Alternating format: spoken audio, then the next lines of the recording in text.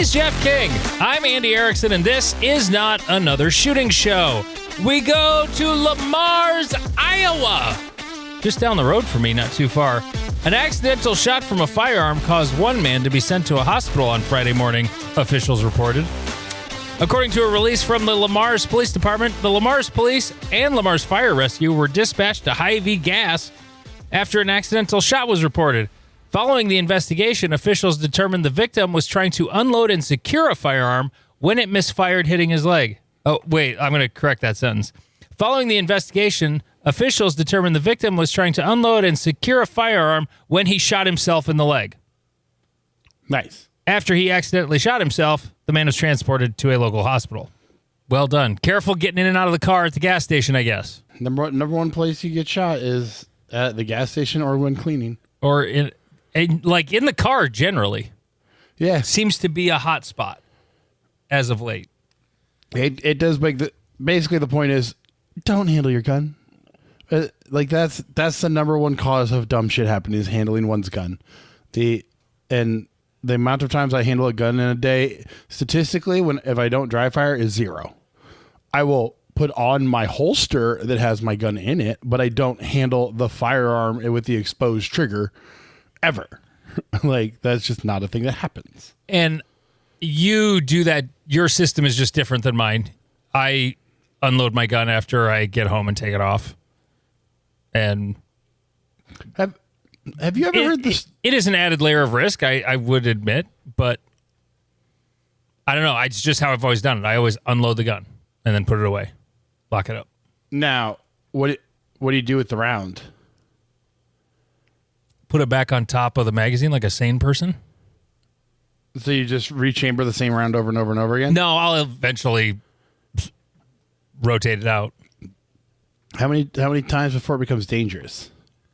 When the bullet sinks in and I take it out completely. Okay. Because I can't remember if this was something I read in like a gun magazine or something, but it was about a cop that every year or every day for years and years and years, he would come home, take the magazine out, eject the round. Next morning, he'd go in, take the magazine, put it in, rack it, eject it, take that round and put it back on top. And he did this for years. Even that would be when he'd go to quals, he would do that. That's amazing. It lasted years, honestly. Well, it didn't because he got into a shooting and it went click, tap rack, click, tap rack, bang. It's amazing it went click as opposed to like squibby or just super low pressure because if the bullet's sunk into the chamber, it's not like sealed. I don't know. Or maybe it would be extra pressure because now the bullet's in there. I've had 2 Hornady Critical Defense bullets that I didn't know how long they were in there, and they sank into the case, from the in and out, in and out, in and out. And so after a while, I'll bury that one at the bottom, or I would like to say I have a system of I just go shoot it up every year. I don't. But I don't always put the same one on top. Basically, like every couple of weeks, I'll change it.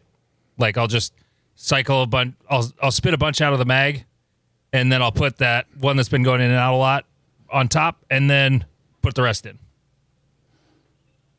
Okay. I know that wouldn't fly with the CCW Reddit, but yeah, that's what I do.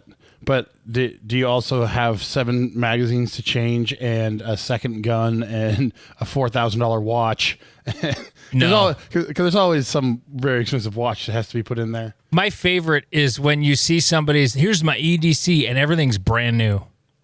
Yeah, no holster wear. No holster wear.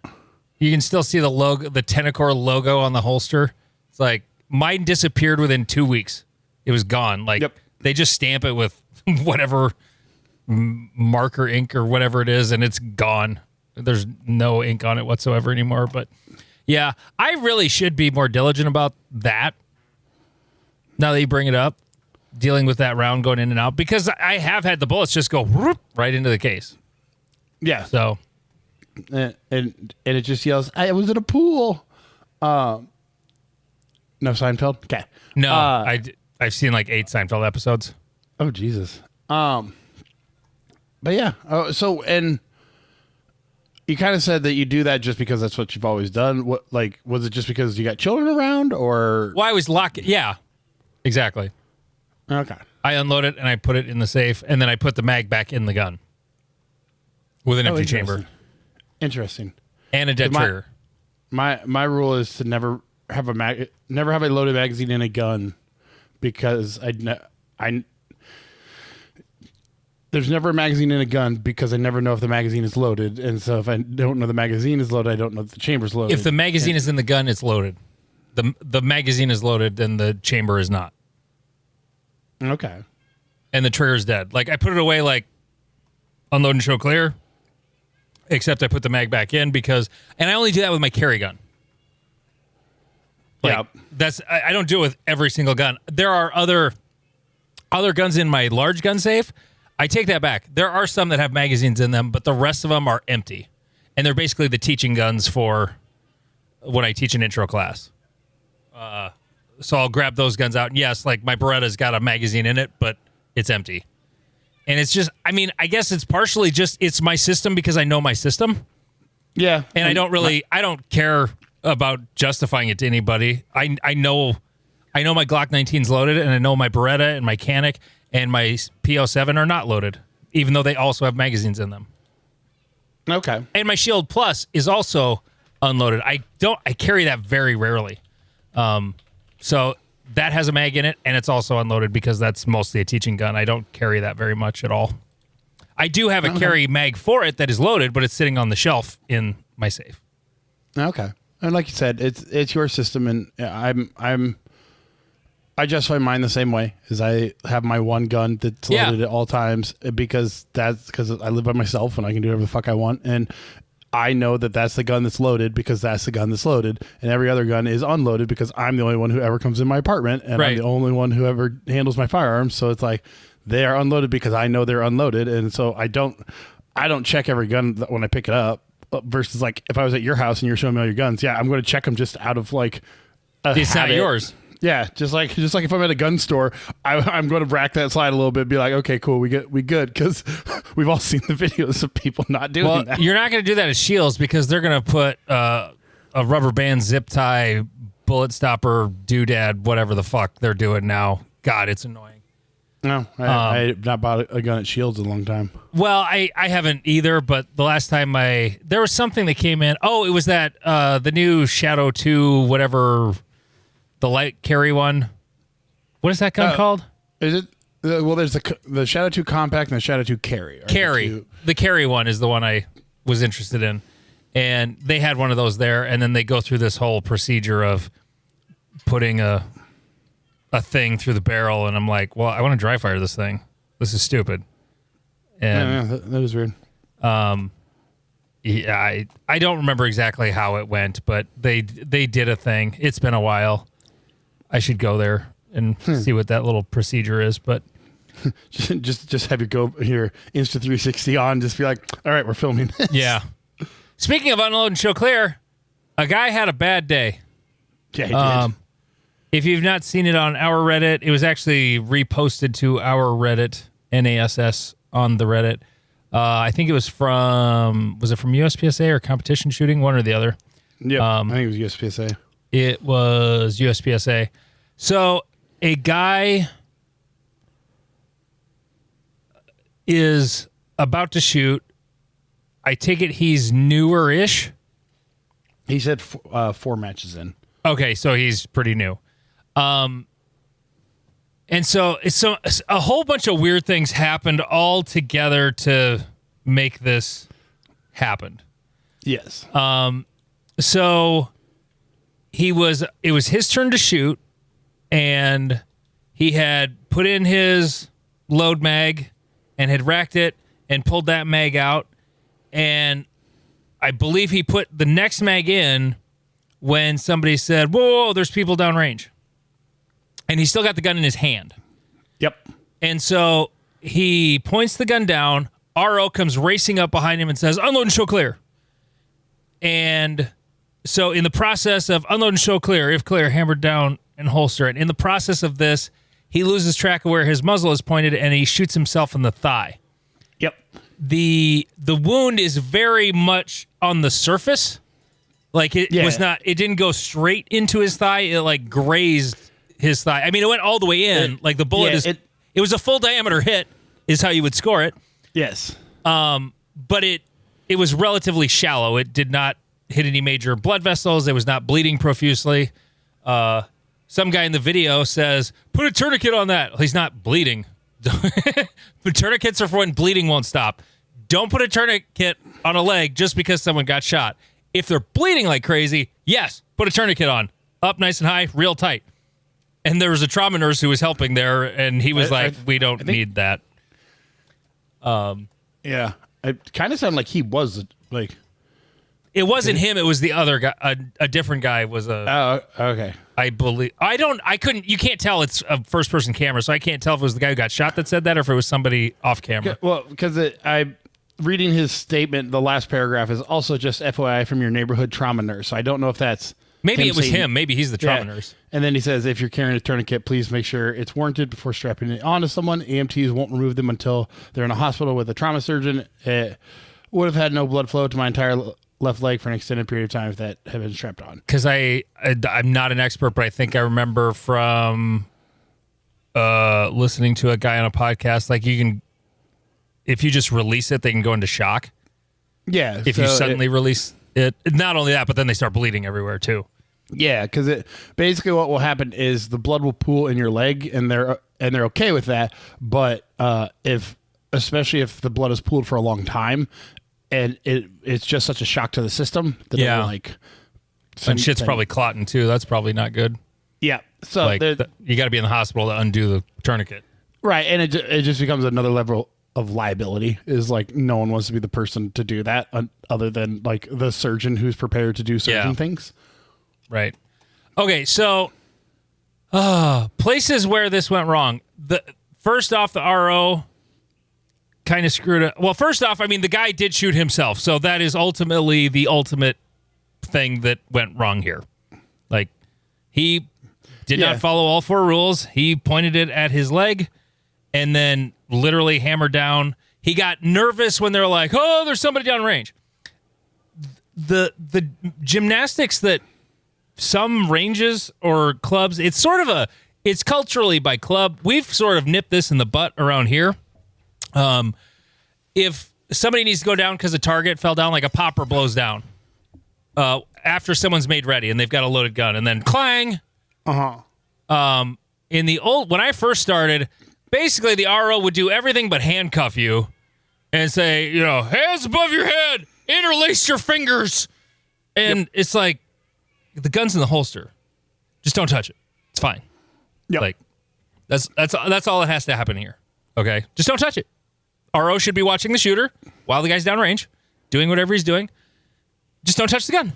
We don't need to put him into, a jiu-jitsu hold to stop him from doing something. Okay? My club just says cross your arms across your chest, please. Especially for people we don't know. If it's someone we do know, we're like, don't be a fuckwit. Yeah. That's reasonable, I suppose. Yeah. It seems like whenever it happens, though, it's somebody who I would know and trust, and they're always like, put your hands up. That was something I saw one time. Put your hands up. And the guy puts his hands up like freeze, hands up. Ah! Yeah, because, that was the original way that I was taught. But as our club culture has evolved, it has turned into like, hey, either cross your arms or the RO will like... I've sometimes the RO will just like put their back to the stage and stare directly at you and just like kind of. Oh yeah, I have seen that before too. Yeah, and they're just like, hey, like I'm watching you, like da da da, and then you just have a little chat, just to be like, just kill the time, like herp derp derp. Oh, isn't this silly? Blah blah blah blah. Just so that because one of the things that happens here is that the RO and the other competitors made the situation worse. Yeah. Than it had to be. Because according to the guy, so ultimately the guy shooting himself is because he pointed a gun at himself. And pulled the trigger. And pulled the trigger. Fully agree to that. Okay. why the RO told him to unload and show clear. Never should have done that. He should have just told him to holster it. Yeah, because he literally said that like he was getting to the point where he was putting the gun into his holster. Yeah, when he told him to unload it. Well, is when the peanut gallery basically started yelling, "Oh my God, there's someone uprange." Now, first level of blame. The RO should never have given the make ready command without confirming that the stage was empty. He did not confirm. And I'm not going to say that never should have happened. It shouldn't, but mistakes happen. Mistakes happen, and I've seen it done before. I've done it. I've been bailed out by somebody else who said, "Oh, wait, there's somebody downrange." Right. And as someone in the peanut gallery, if there is something so unsafe that the RO does not see, just yell stop. Yeah. Don't ever yell extra information, because all you're going to do is make their brain start panicking more. Just yell stop. And again, if this guy, from the way he described it, if the gun was in his hand and someone yelled stop and he just like kept it pointed at the ground and didn't move, nothing bad would have happened. Yeah. And if he just went in, like we've all heard the dreaded stop before. And you stop and go, what's wrong? Mm-hmm. And like, but your immediate reaction isn't, oh my God, I need to do something. It's okay. I stopped. What happened? And that would have been a better space. So the RO should have confirmed it, but that does happen. I've seen it. I've corrected it. I don't know that I've done it before, but I can also see done it a couple of times. Well, this is another reason people are like, oh, why can you see through every wall? This exact reason. Yeah. Like, fuck your tactical priority bullshit, da-da-da-da. Like, I need to be able to see everyone's feet. Even our opaque walls, you can kind of see some light through them. Like, you're not going to see a person very well, but if somebody's got, like, at our night match, if somebody's got their glow stick on or a flashlight, you'll actually see it through that fabric. Yep. And ROs, never be afraid to take a knee, look under the walls, and see if you see a foot. Because there's the famous video from the RO class. Yep. That of a guy who, I think he was like hard of hearing or something, and he was downrange picking up brass. Yeah. And no one had, it was opaque walls, so no one checked. And so when the guy engaged like 6 or 7 targets and then like starts going, and there were down some bullets that went in the vicinity of this guy. Like nothing was directly at him, but they weren't not directly at him either. Right.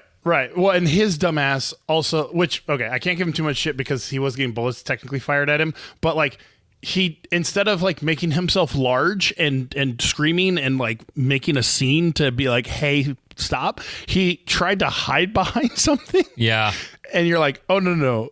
The good move is to let everyone know. So getting back to this situation, if the RO had been like, oh shit, hey, yeah, get the gun, finish getting the gun in the holster and put your hands on your chest. Hey, just stand here, not like an idiot. Like all of these things, you wouldn't have flustered a newbie for this issue. Like, so again, I do think the guy is at fault for shooting himself 100%. Ultimately, it's him. The RO did not help.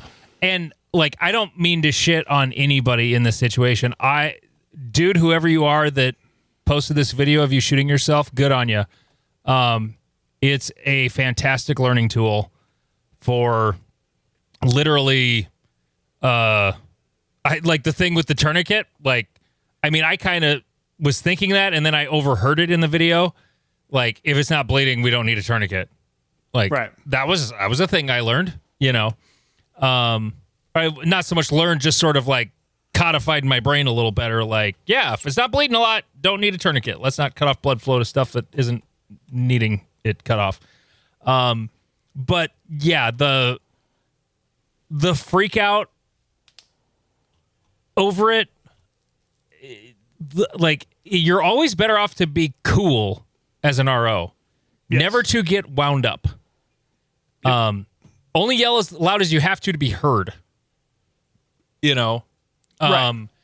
And this can be for whether it's just instructions or whatever, but like when something weird happens, it's better to just be, hey, just point your gun straight down. When I'm dealing with a newbie running them, I'm loud enough to be heard, but I'm like, especially if their body's turning the wrong way. I've seen some people who, in an effort to turn their body back down range, they almost DQ because they turn too far. Yep. And or they'll do this weird thing where they turn their hip in this weird miming way of, oh, I'm going to be careful putting in my holster. Meanwhile, they're about to point it down up range. Yeah. But just like speak with a calm voice. There's no reason to freak out because, I mean, freaking out doesn't help. Okay, right. There's people down range. We have a guy with a loaded gun in his hand. I would have just said, hey, keep that pointed right at the ground right now. Yep. Yeah. And go ahead. Well, and just to like minimize the gun handling. The last thing I want anybody doing with people downrange is handling the gun. We're already past that point accidentally, but let's minimize the gun handling. Let's just leave it in that one hand. You pointed at the dirt out a couple feet away from your feet, and that's probably the best thing that can happen right now. Yep. We're already in a shit situation. Let's not make it shittier. Right. Just like the joke we just made about the guy shooting himself in the car. It's always people holstering, unholstering, manipulating, doing something with a firearm. Yes. That causes issue. And as an RO, I definitely have caused panic before on accident. Yeah, I have too. Because I'm giving more commands than their brain can process, even though I'm sitting there going, like, my big one is I'll yell, or I won't yell, but I'll say square your hips. And what that means is, hey, point your hips at the back berm. Yeah. Well, we have a guy from our club. His name's Ron. He's 80 years old, can barely hear, yada, yada, yada. And so when I said that, he started turning towards me because he didn't hear me. And so he started and the gun came with him. And so he's like 100 pounds soaking wet. So I grabbed him by both shoulders and like pointed him at the back berm and was like, stop moving. And he's like, you're following me. And he was like, and I was like, and to Andy's point, I was like, stop. Let's get to zero here. Yeah. Freeze. Right. Unload. Stop resisting. Right. And like sometimes you're trying to be the good person. So like I've seen newbies get done with the stage and they forget to take the mag out. And so they just rack it and you're just like, stop. And they're like, oh my God, what did I do? And you're like, no, okay. Woosah. You didn't take the mag out. And they're like, oh, and I'm like, okay, now you need to rack it. Like walk them through every step because like this guy, once his chain of events broke, he forgot what about shit was going on. Yeah, the RO kind of broke him. Yes. And one thing people do way wrong as ROs, they go through those commands too fast. Yep. If you're finished, unload, and show clear, stop talking. And then I'm waiting for them to show me clear. Right. If clear, hammer down and holster. And sometimes I will lackadaisically with somebody I know who's, done it a million times and they're safe. It does get to be this sort of nonchalant procedure. But if you're finished, unload, and show clear, and then stop talking until they show you clear. Yep. If clear, hammer down, holster. And then that way, even the newbies, it is one whole phrase you're supposed to say. If you're finished, unload and show clear. Stop. Yep. Let them do that. And if they're like, okay, so what do I do? Okay, take the mag out, then rack slide, But yeah, It was interesting video. It's on our NAS Reddit. Patreon.com/notanothershootingshow. It's only $3.57 a month. We just got a new patron right before we started recording. And nice. Russell Malinchek is his name. So, hey, thanks, Russell, for joining the club or the fun. Patreon.com/notanothershootingshow. Make sure you do it on the website and not on the app if you are an Apple phone user. Also, somebody had messaged me, and I've gotten this a couple of times. Hey, is there a way I can listen to the Patreon episodes on like my favorite podcast app? Yes, there is an RSS feed in there somewhere. If you go into the app or like go into the memberships tab and then there's a link so you can be like Steven and listen to it on your super fancy podcast app that nobody uses, but you like that one. MW Activewear, the best, finest jerseys on the planet you can get for your match. MWAKTIV, where is her handle with underscores. The jerseys for Area 3 are awesome. If you go to either the Area 3 Facebook or I should have put that link on the registration page for the match. Damn it. That would have been the obvious place to put it. But it is on the Instagram and Facebook for the match. There are somewhere in the neighborhood of 63 slots open. It seems like we're getting to that phase where the withdrawals are happening. Like stuff's coming up and it's getting close. But there's also still people signing up, so the number's staying about the same right now. Let's see. Free State, August 30th, and Iowa Cops matches next weekend, this coming weekend when you hear this. I still need to send, I have stages. I need to send one to Ben. Oops. So I took a little road trip Saturday, I guess, not yesterday, Saturday, up to Multigun Nationals in Forest Lake, Minnesota. It's the only national so far that has happened in Area 3 ever, and it's the third time they've done it.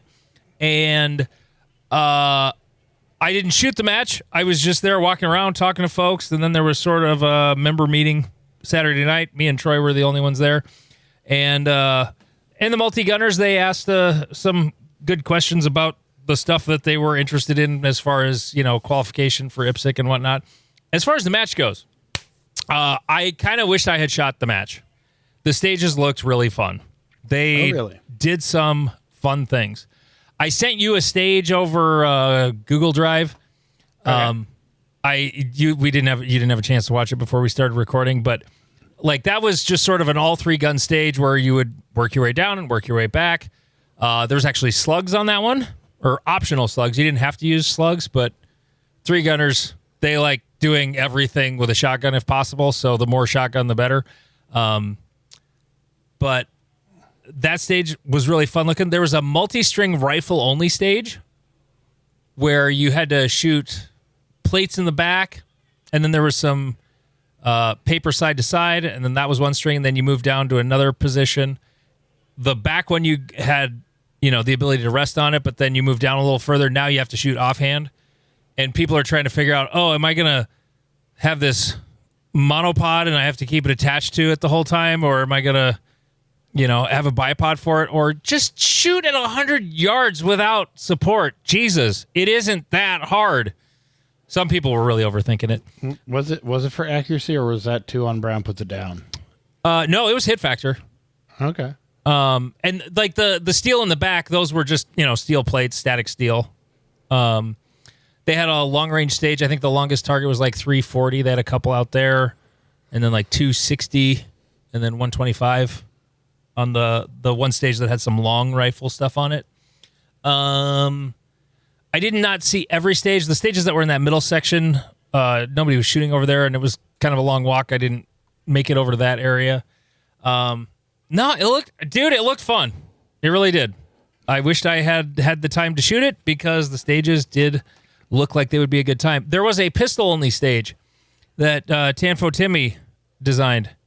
65 rounds. Oh, fuck me. It was pretty interesting. You've shot at Forest Lake before, right? Yep. So they have a hidden bay. Like you go all the way to the far end, and then you go halfway down this sort of long bay. It's about 100-yard bay. And then there's an opening to the bay next door.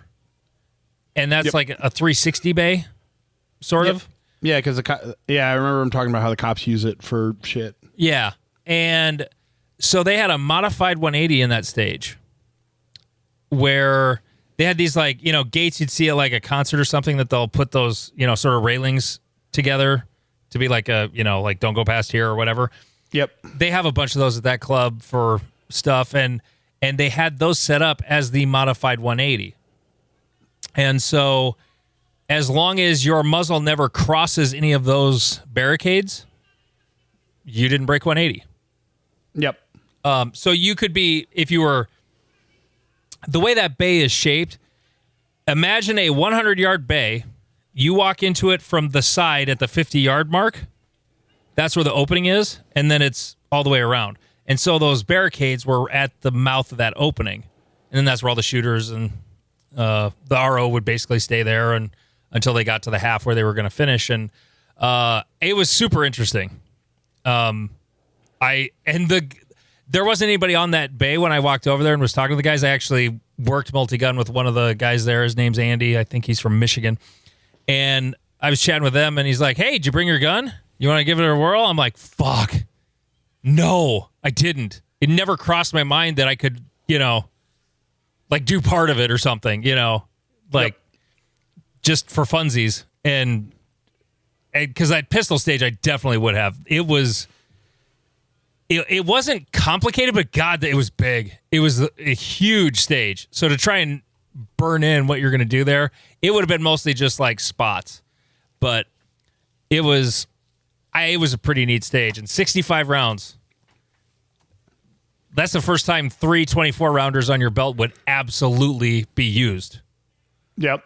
No, I'd run, my 3 23s on the belt and a 23 in the gun. Maybe put one in the pocket just in case. Yeah. Oh, it didn't upload that video. You still can't see it. Okay. Well, okay. Never mind. I'm not just retarded. Let's no, go. It's not you. It's not me uploading. It's not you. It's me. So you went to the land of the heathens, with all of their stupid rifles and shotguns and stuff. What, you shoot rifle matches? Don't say that. Don't be like that. Don't be like that, bud. So, again, as someone who's only shot rifle matches at 2 clubs and multi-gun matches at 1 club, did it take all day? Yeah, it was a long day. Okay, it's multi-gun. That's the nature of the beast. Yeah. So the meeting got started about 8 p.m. Yeah, Jesus, like the member meeting at the end. Yeah. And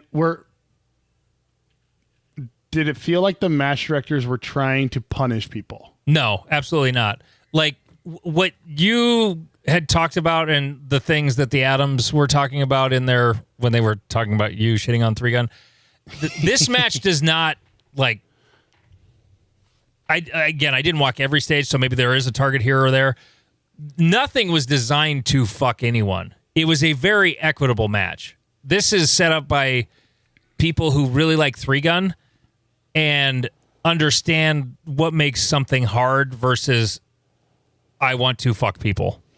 Like, there's a big difference. It was a challenging set. Every stage there was nothing I saw that was designed to fuck you. Now, you had to be careful. They had some no-shoot shotgun plates next to knockdown steel.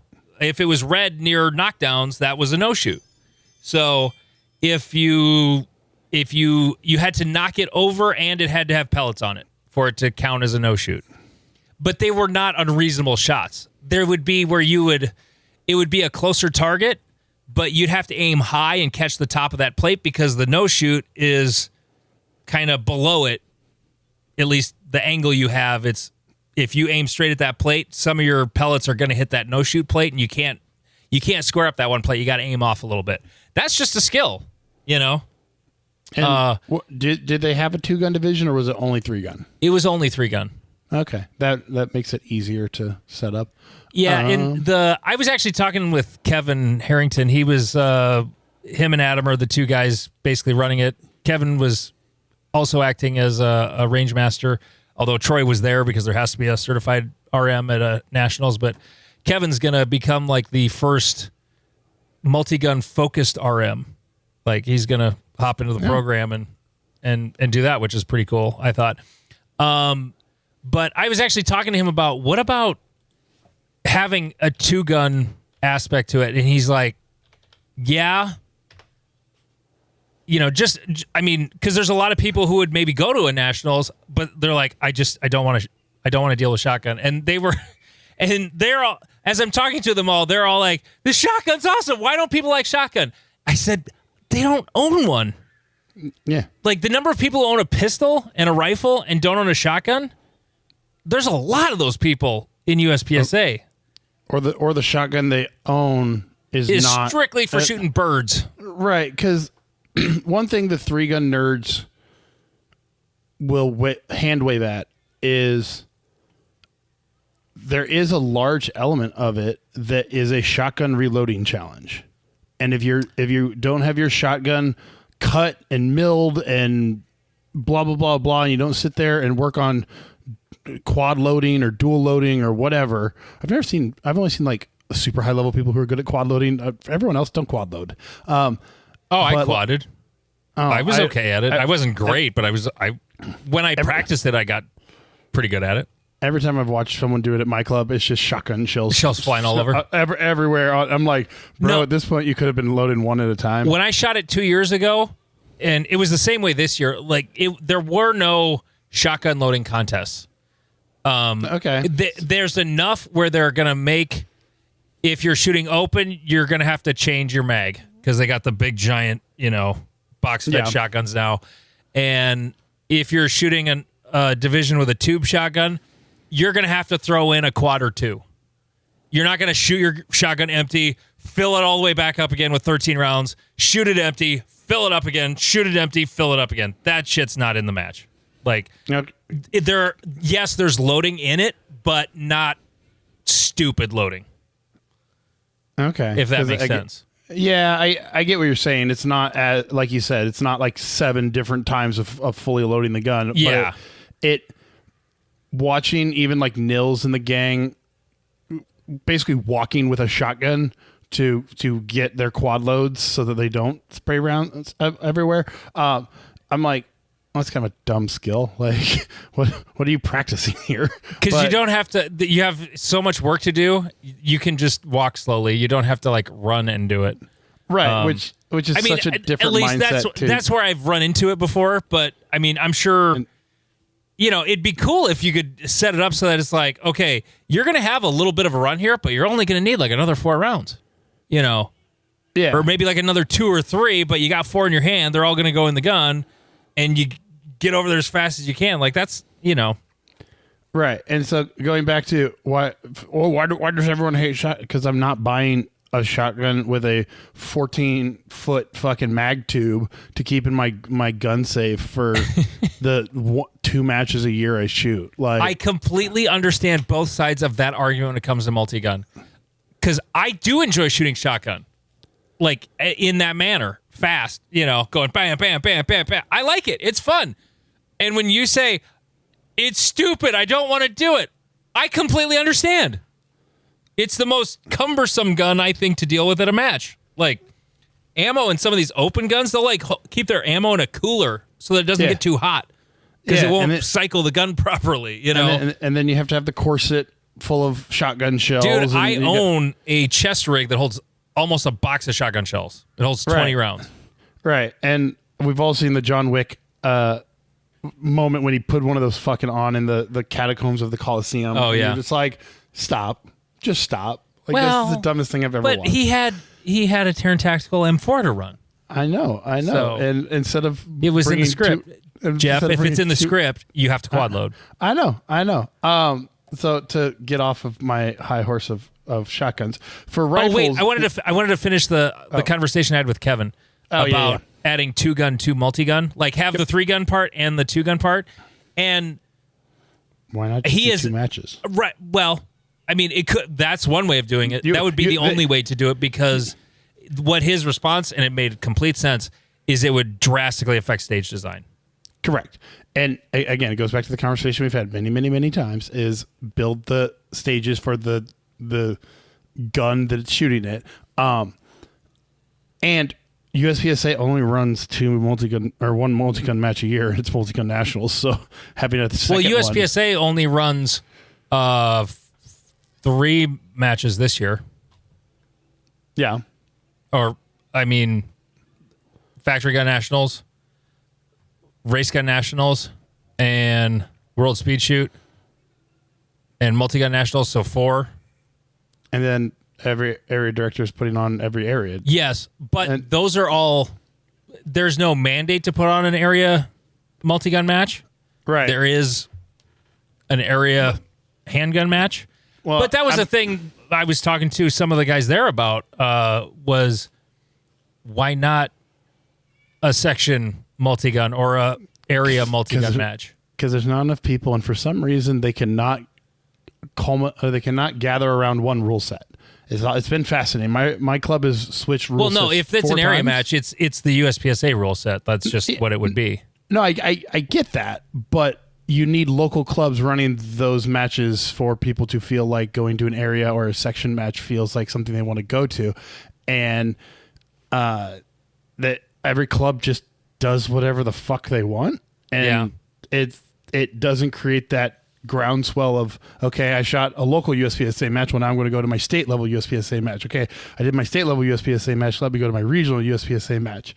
Whereas like multi-gun, it's like, well, I shot this rule set in this state, and then I went over here and got DQ'd because I handled my rifle the same way I did over there. But next year I bet AMAX would keep the invite open for you, Jeff, if we plan ahead. And I'm sure I can. And we go shoot it. We go shoot it next year, and just go and with the intention of having a good time, and for you to see 3-gun that is not at ENGC. Oh, okay. So, that I'm not against it, and I would go up there and get absolutely shit canned. Oh yeah, I would too. And because shooting a match that you give zero fucks about is fun. Is a really good time. Like that's what's fun about the zombie match in Grand Island. Like I've shot that a couple times. That's a hoot. Yeah, because when you give zero fucks, you're like, yeah, gun go boom boom, and and you could try getting away with shit. You know that you wouldn't necessarily do it an area match or a section. I would do as much as I could to be a prick. Like it's because I am that way. I'm petty. One question though.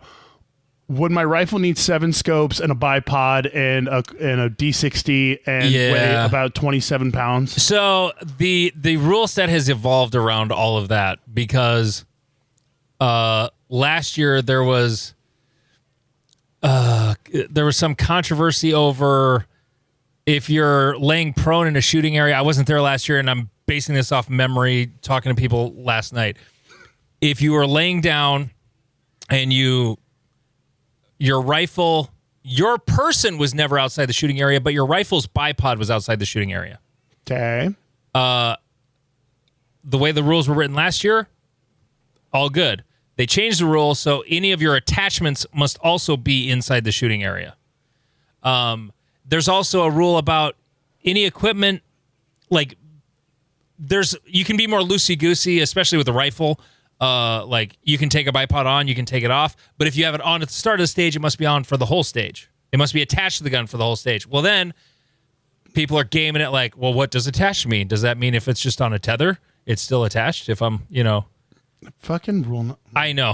When I heard somebody say that, I was just like, oh, this is gonna piss Jeff off. It's so funny. I fucking what does the comma truly? What does is mean? Now, like you can't change optics on your rifle. They're allowed to change belt gear like crazy. Where in the handgun rules, you're not. Like if something goes wrong with your belt, you have to talk to the range master, like, hey, I need to change holsters because this one broke. Right. Or change belts because I broke this one. And they're going to be like, okay. But otherwise you can't just change shit otherwise.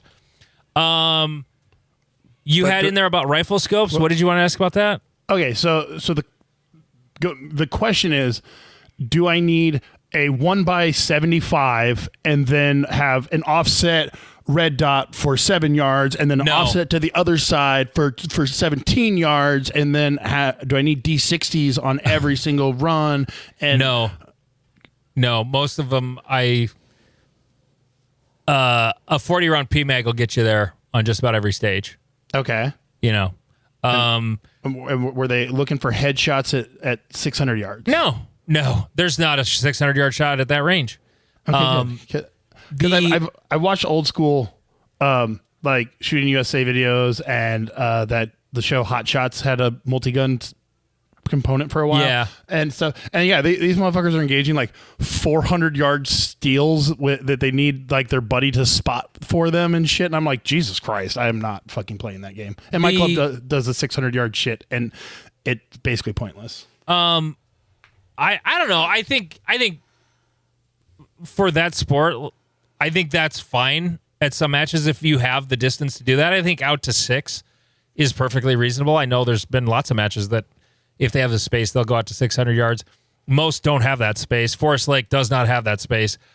I shot it 2 years ago with a 1-6 Vortex, and in hindsight, I wish I would have shot it with my Holosun 510 because there was one target beyond 200 yards.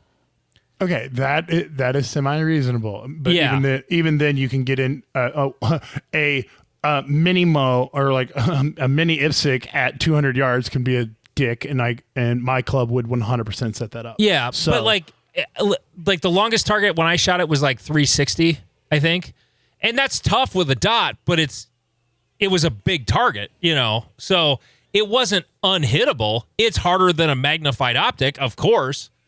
I think I hit it on the second shot with my scope, but then I'm stuck with a scope for the whole rest of the match when I'm shooting in bays, and right. I much prefer a dot on a rifle for all of the rest of the stuff. So, no, you can only have all the extra optics if you're an open. If you're shooting modified or TAC optics, then you get one optic on your rifle. So, okay. Yeah. I don't really want to buy a fucking scope because just I've so little interest or whatever dot you have on your rifle. I have my Vortex AR that has lasted for almost a decade now. It's remarkable. What unsafe things did I see? Yeah, so every time I go to a 3-gun anything, there are moments where your brain goes, "Okay, I guess we're doing that. Fuck it." Okay.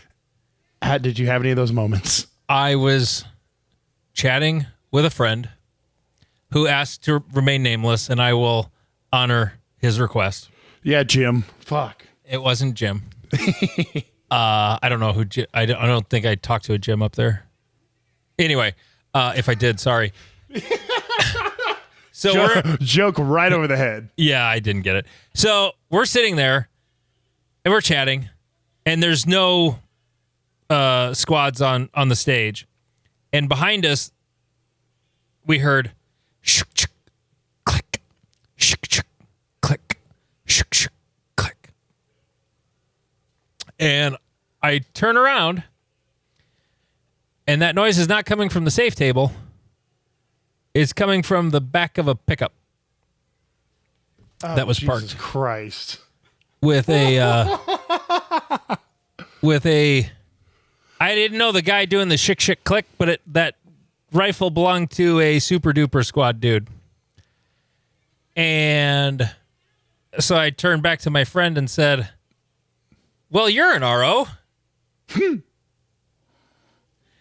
And now this kind of goes back to what we've talked about before.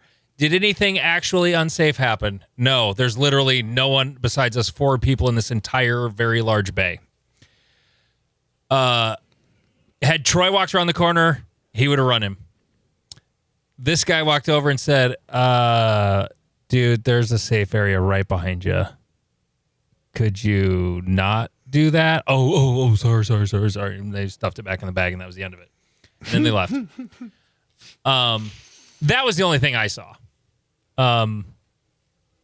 Otherwise, I didn't see anything unsafe. The big thing that they're battling with the multi-gun match is overcoming the stigma in the 3-gun community that if you shoot USPSA multi-gun nationals, there are ROs, and all the ROs are looking to do is fuck you. And that was true once upon a time. And because a lot of the rules don't translate into ways that are, we've talked about a million times, there's a lot of things in USPSA that are against the rules and get you DQ'd, but they're not, in a lot of cases, they're not actually unsafe.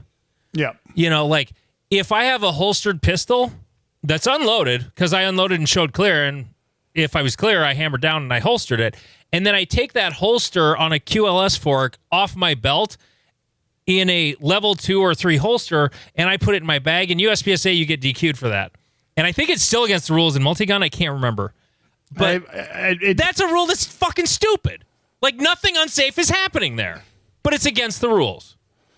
And, like, some people are like, oh, well, that's just going to lead to more unsafe things. I'm like, what's the difference between that level 2 holster and a gun rug? The zipper? Pretty much. It is that people can't fiddle fuck with it without. There's less chance of someone fiddle fucking with it without you noticing. But yeah, and the multi-gun I've dealt with at my club, people dragging their rifles by the like holding them by the barrel and just like dragging them along the ground, and and they're only 4 foot tall to begin with. Yeah, I did appreciate that one of my local 3-gun toxic people actually like screamed at someone because of me, and I felt very anytime anything's about me, I'm very happy. Yeah. But because the person like was holding basically the magwell like by their shoulder, and he's like, "You're fucking 5'6", your muzzle is fucking below Jeff's fucking chin, like put that thing on your shoulder." I was like, "Oh, thanks, Eric. I appreciate that. You're way too intense for this moment, but I appreciate it." No, I saw Colin there. Oh, nice. On one of those over in the rifle area. Chatted with him a little bit. He reminded me of when he tried to get an overlay on a staple. Yes, on day 6. That was at Cornhusker, wasn't it? Yep. He's like, "What? Well, what about that? Can I get an overlay on that?" I'm like, "That's a staple hole." From a distance, it looked like a bullet hole, but when he called for it, he was standing next to it, and I was like, "Bro." Anyway, we should make a point to shoot it next year. It's like I think you would like it. I really do. I think you would like it. The stages are not what you think they are. They really are not, and they've only gotten better. Like the stages were better this year than the year I shot it. There was some mildly janky stuff the first year I did it, but the jankiest of things they fixed. They didn't. Not that they didn't bring it back the next year. I never saw any of it last year, but like they were gonna have a star in the back on one stage, and it just wasn't working. Plates are knocking shit over, and they're just like, "Nope, fuck it, pull it. We're just gonna do poppers." You know. Okay. And was it shot over?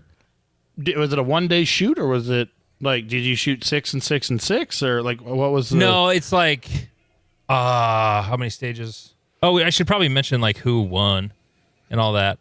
AJ Anthony shooting modified had high overall.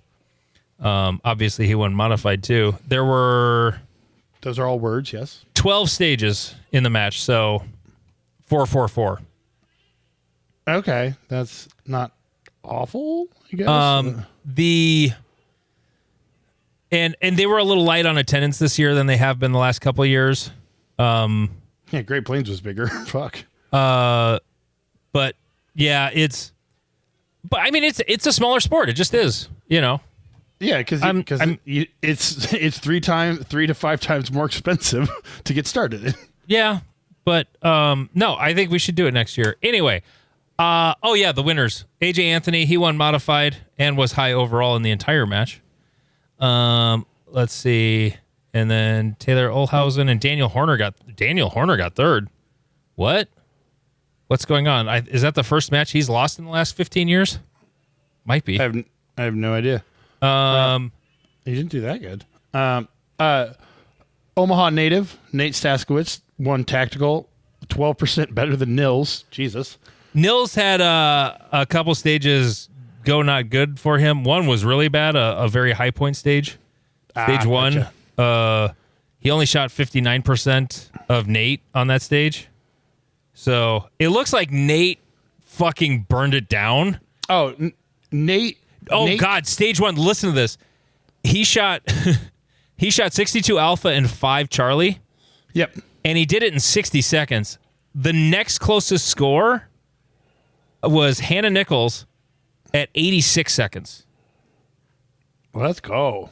So it's not so much that, okay, it doesn't look like Nils had a poopy stage so much as Nate fucking burned it down. The next closest percentage to him, oh my God, that's insane. Nils did have a bad stage because I'm not shitting on these people, but Evan and Hannah Nichols are from the Des Moines club, and they're decent shooters, but like I think Evan beat me by like 2% in the rifle. So like he's not a bad shooter, but he's my level shooter, and so for Nils to lose that badly to them, I'm like at the handgun stage.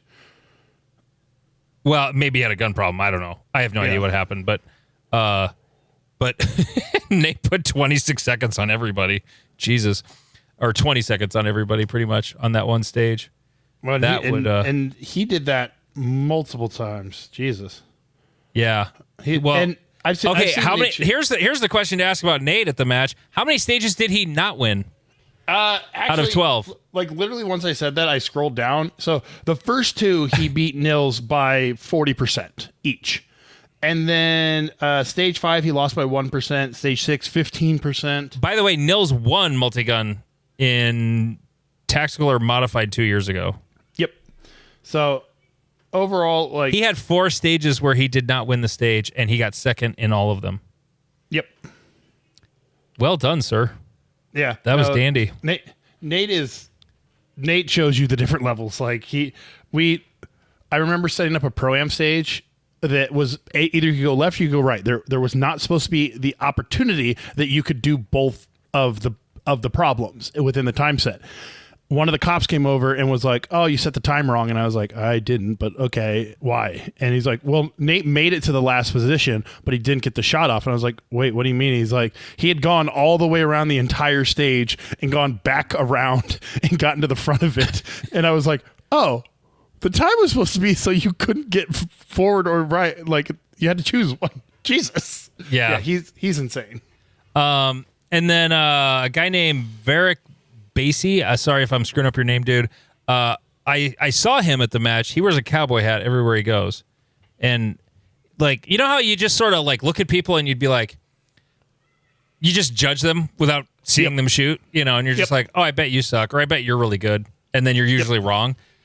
He would have been a guy you would be completely wrong about, because he's just this fun-loving, like, happy-go-lucky guy with a cowboy hat on, walking around, big, bright, white cowboy hat, and jovial guy. Like, I didn't talk to him or anything. I just observing him on his squad, and he fucking burned it down shooting open. He beat John Wydell, AMU dude, and Joe Farewell. Really good open shooters. So, all right. Moving on, away from the multi-gun. If you have a carry gun and it goes in the porta-potty, what are you going to do? It goes into the poopy hole of the porta-potty. If I can still see it and reach it without touching shit, I'm reaching down to grab it. Okay. Well, you saw the video on our NAS Reddit. I've seen the video, yes. Okay. I'm going to play the audio of it because the argument between this couple is hysterical. Oh, it's so funny. Audio? Yeah. You really let your gun fall in the porta potty? Are you about to grab it or what? Get it. Bullshit, man. Fuck. Can you grab it? Can I grab it? Bro, you got gloves. You got gloves. No, I don't. I got gloves to make my hands warm. I'm not about to dig in no porta potty. I'm not touching that shit. I'm not getting it. Don't got nothing to do with me. I'm saying you should. Fuck. You should get it. I don't care. Ah, the fucking nastiest shit. It don't have nothing to do with me. That is so gross. Hey. What? You got another bag? No. Oh, this shit gonna go. Get a garbage bag. That is disgusting. Hell no. They can have that. Fuck You gotta get it. Fuck no. You really about to leave it? No, come on, man. Come on. If you not grabbing it, I don't care. I'm not touching that shit. I get it. So, there's no way I'm leaving it. Or I'll go get a shovel from the truck, or right. from, like, if I'm using a porta shitter, I'm at a construction site or a range. Somewhere has a shovel or some type of implement for me to scoop it out. I would tip it over and empty it before I walked away. Yeah. Like, I'll spill all that shit out on the ground and then get a stick and pick up my gun. Yep. And let it ride in the back of the truck on the way home or whatever. But I'm not walking away from it. Now, in this video, you can actually see it. And it's not like... It's not deep in there. It's not deep. No, the muzzle's buried. It's wintertime wherever this is. This video is not brand new. It's old, but it just popped up on Reddit here yesterday or today. And you can grab it. Like, the dude could grab it. Yeah. I would have, like... I mean, it's fucking disgusting. Yes, absolutely. But I'm not leaving the gun. I would grab it and then I would puke and clean my hands for the next hour and a half. But I'm not leaving it. I mean, depending on where you're at, there is a possibility. Just leave the door open if it's the middle of winter and -20. Leave the door open and things will kind of harden so that there's less mushiness to what you're dealing with. I think that's why it was still on top because it was quite frozen. Porta potty fluid does. I don't think it freezes, but everything else in there was firm enough it didn't sink. Yep. Now. You say that, and there are people. This was a thing I heard back when I used to listen to the Meat Eater podcast when they actually talked about hunting and things adjacent to it instead of fucking Clovis points all the time. There was this run of people who were going into vault toilets in national parks after their cell phones, and then they'd get stuck down there. Fucking beautiful. Oh, God. You think a porta potty's disgusting. I'd rather wade in a porta potty than a vault toilet. At least there's a chemical in there doing something. Yep. Instead of just being a literal shithole. But people would go in after their cell phone. I'd be more inclined to leave the fucking cell phone. Yeah, I would, because you can deactivate that and it's not like a lethal tool that you're just leaving in the ether. Yeah. And it's more likely to be destroyed by its trip into the poop. The gun is not destroyed. It needs a thorough cleaning, but it's not destroyed. Oh. So would you have grabbed the one in the video? Barehanded, would you have grabbed it? Yes. I would have too. Yeah. Yeah, like you said, the grip is sticking out enough. You're gonna have to you're gonna be practicing your pinch technique. Mm-hmm. You're not gonna wrap your whole hand around. No, I was thinking it looks like a Canic or an old PPQ or something. Yep. Like I'm definitely pinching way back on the back strap, and I'm gonna pinch like I've never pinched anything before. Yeah, or go find even like a pen and get it into the trigger guard, like behind the trigger. And so that, I don't know, but I'm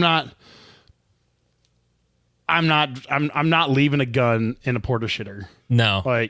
That is just not going to happen. No, definitely not. A follow-up from our last episode, or 2 episodes ago, I think. I don't know. It was one from last week. It was either 146 or 147. Somebody started a thread on our Reddit about the shooting a horse thing. And if you didn't hear it yet, Jeff brought up, what if you needed to shoot a horse, for self-defense? And here's what they wrote. The subject of what caliber would you use to kill a horse? Why would you shoot the horse first and not the motherfucker on the horse coming at you? Save the horse for transportation?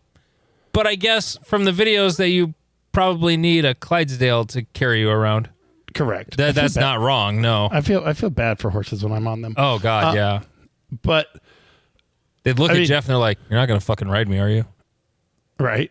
So, okay. So, I don't hide my politics by trying. I don't always talk about them every episode.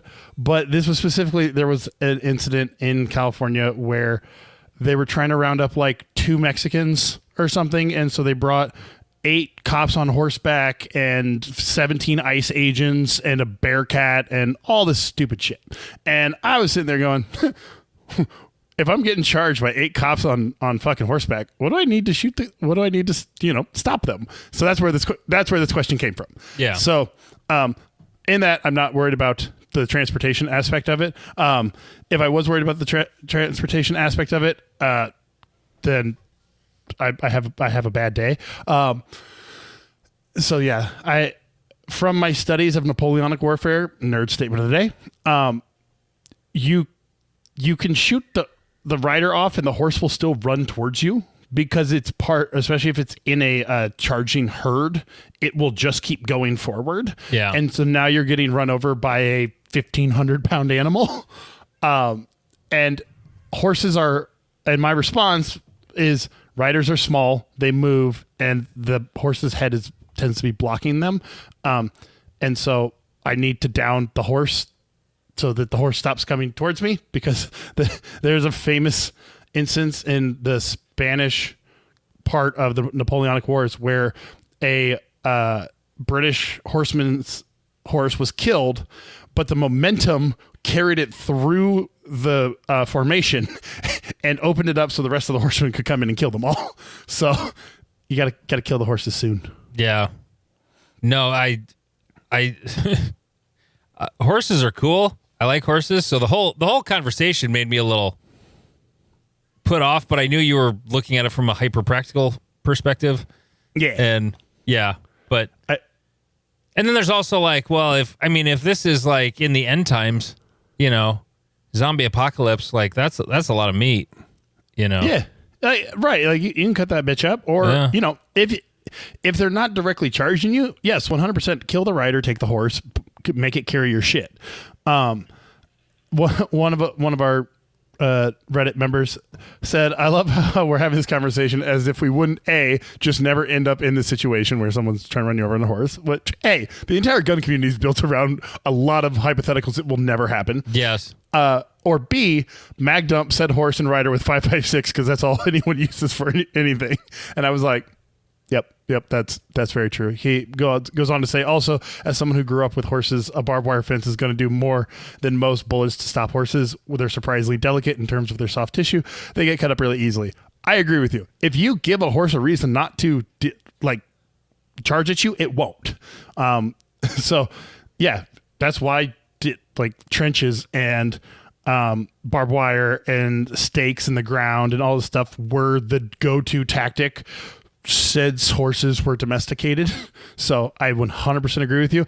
I was specifically thinking of this situation where I'm at a park and the boys in blue are on horseback, and for some reason I have X firearm, and I'm like, I do not wish to go with you, boys in blue. What do I need? And I prefer Owen's options that he provided. Top option, a 45-70 lever action. That's reasonable. Uh-huh. Second option, AK-47 with attached claymore. I have to Google claymore. What does the old striking weapon claymore look like? It is a it's a sword, 4.5 foot sword. Okay, yeah. So because when you say claymore, I think of the landmine. Not against the landmine either, but that's a little weird to attach to a rifle, though. I mean, tannerite gnomes. That's what you really need. Tannerite gnomes. It's all fun and game until the gnomes start exploding. But Owen does have a picture of someone, or I think it's AI. I'm not 100% sure, but it's an AK-47 that has a claymore zip tied to the front of it. So on a different note, I talked to a guy. His name's John. He's from Missouri. Sounds like he's going to come to Area 3, and even though it's a long trip for him, the thing that somebody talked him into it about is the fact that there's a lot of prairie dogs in South Dakota, and they're a pretty fun thing to shoot. Now you're going to get me in trouble. Like what? The Weitzel's have been trying to get me to help them set up a prairie dog hunt for many years now, and I have no skill at doing this. And so apparently it's that easy that you can just roll up and do it. It's like on public land, yeah.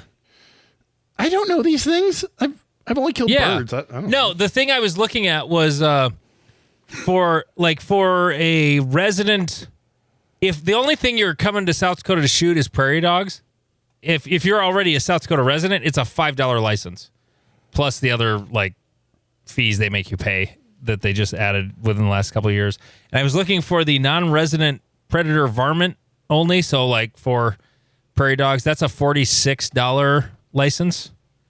That's not the full small game non-resident license, which is $142. So that's a big discount. But there's a lot of places you could go on public land in western South Dakota and shoot a lot of prairie dogs. There's one place in the Badlands, but the area you're not allowed to shoot prairie dogs is in the heart of the national park, and you wouldn't really, no one would think to go there anyway. So, but pretty much anywhere else, you can either get permission or just go to national grassland land. If you're thinking of things to do, firearm related, on your way out to Area 3, that's a fine one to try. Just mag dumping out your window while you're driving down the highway. It's not illegal. in South Dakota, specifically at basically the stuff on the varmint predator list, like coyotes, foxes, raccoons, prairie dogs, jackrabbits. Not cottontail rabbits or squirrels. They're small game animals. They have a season. But they will be in season by the time Area 3 rolls around. But the little ground squirrels, the little 13-striped ground squirrels, or flicker tails, as some people call them. Crows, you can blast the... Oh, yeah, I didn't know you could shoot crows as part of that. That's cool. I fucking hate those things. Porcupines, marmots, skunks. There you go. That's a... Killing everything. That's a thing. Yeah, you got an AR. If you got something like a 243 or 22-250 or my favorite, the 6 Creedmoor with a can, that's a lot of fun to shoot prairie dogs with. But anyway. Seems like overkill. It's a fast, flat bullet. It's a small bullet. 6 millimeters, not real big, 87 grains. Yeah, but like $3 a shot? Well, when I hand load, so... That just seems expensive. The killing things being fun and the cost of killing things battle my brain. I understand the killing things you're thinking about a lot, and shooting prairie dogs, at least to a South Dakotan of my ilk, is the equivalent of swatting a mosquito on your arm. Right, but why would I pay $3 to swat a mosquito on my arm? Well, I wouldn't. That's why I hand load all my rifle ammo.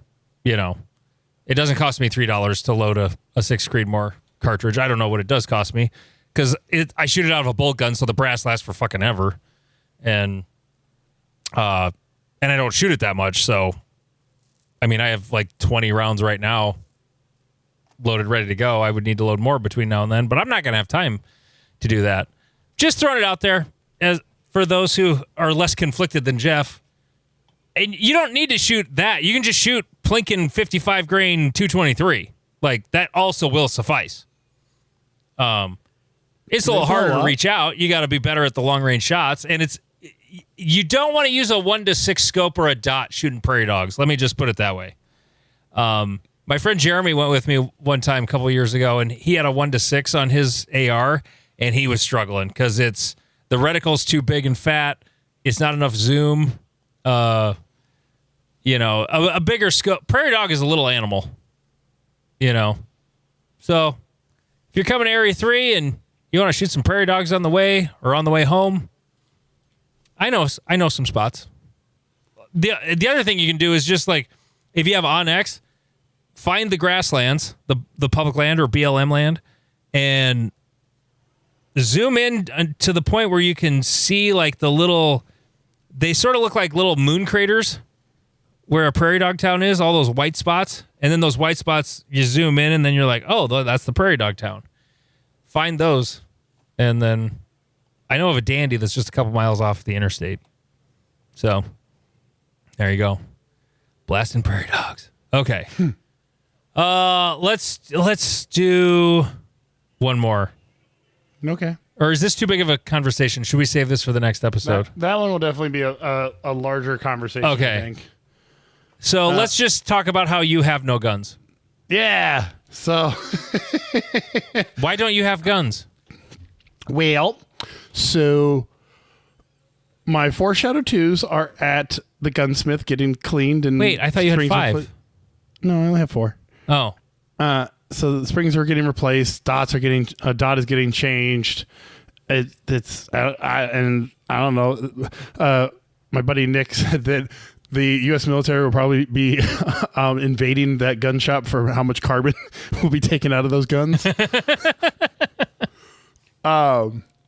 So we'll probably talk about this on the next episode. But I shot a steel challenge today, and my 22 was giving problems, and Todd is the 22 expert, and he's like, just leave it at my house. And I was like, okay, cool. So now I'm down my 22. And then you have my PCC. And then one of my carry guns, it's a Hollow Sun 504, 507, 407? 407, the one without the reticle. It doesn't work, and I haven't sent it back yet. So I have two two pistols, a revolver, and an AK and an AR. That's all I have. Everything else is It's at funny the how shop. you have that functional in your apartment, and you're like, I have no guns. I have no guns to do USPA. Well, I kind of have guns to do USPA, but training with other guns is weird sometimes, and so my carry Smith & Wesson is like I said last week, I trained with it, and it went relatively fine. I have another one that I have milled for a Burris Fastfire 3, which was the biggest mistake. Well, not the biggest. It's milled for a Burris Fastfire 3? Yeah. Oh, that's awesome. Yeah, because I didn't know shit about optics, and I didn't know shit about CO, and it was the first year that I was going to shoot CO, and so I mean, of problems to have, I think I got the gun for like $380, and the Burris Fastfire 3 was like $200 or $187 or something like that. So I got it milled for it. I don't know. It works fine. It just isn't. It just isn't as high quality as the optics we have nowadays. Yeah. Because I got this milled in 2018, 2017. No, it must have been 2018. But yeah. So I have them. They are functional, but for USPA they are not. And I realize why I switch holsters, and I much prefer the holster I have for my Shadow 2s, but I don't want to take it off and change it over for hopefully what will be like one more week. You started talking about Smith & Wesson, and I started looking at their website because the fact that I don't own a 9mm M&P is sort of wrong. It's like the last gun I should have owned that I've never owned. Yep. I've got the Shield and the Shield Plus, but I've never owned a full-size 9mm. I have an M&P 40 Gen 1, but I've never owned a 9mm, and holy God, I have it on full-size M&P 9, or just full-size M&P, sorry. So this would include the other calibers.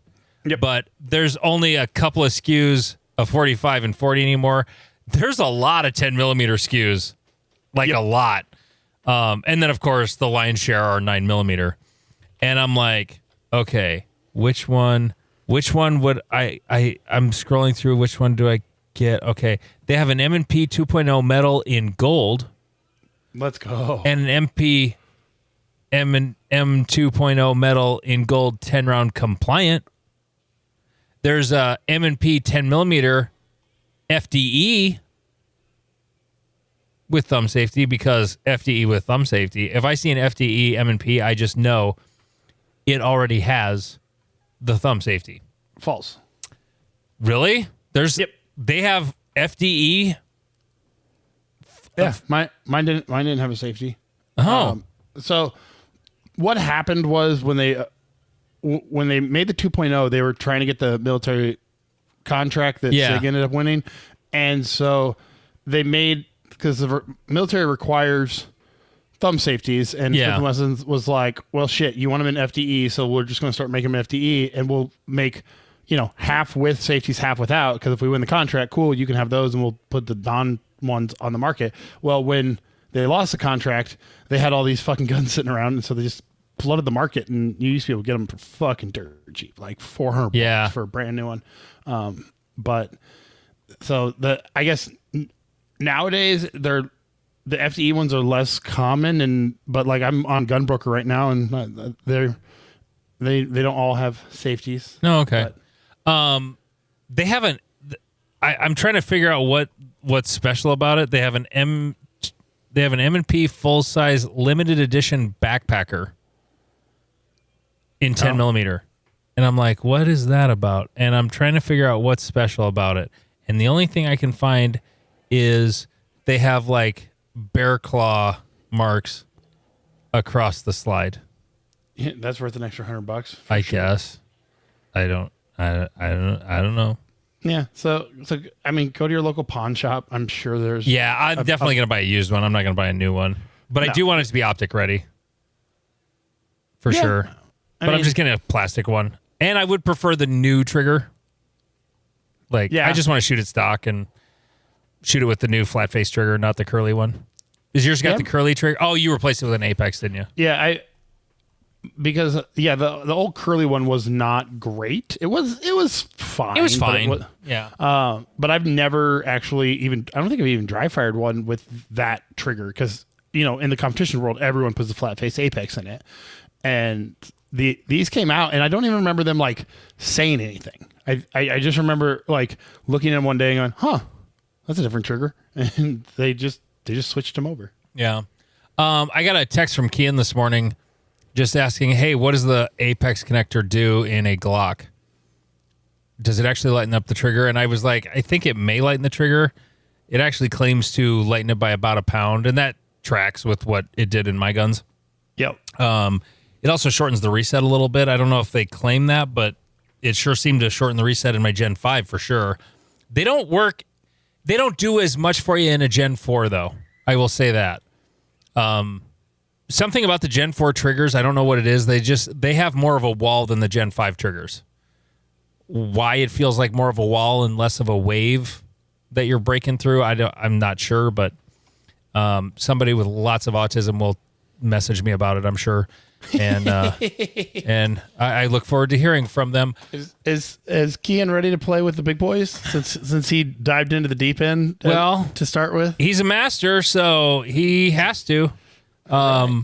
I think he should just stick with his Glocks. I don't think he should be switching guns at this point. We'll talk about that in the next episode. Yeah, for sure. And on that note, that'll be coming your way bright and squirrely Friday morning, where you can get all of that episode if you're a member at patreon.com/Not Another Shooting Show. He is Jeff King. I'm Andy Erickson, and this is Not Another Shooting Show.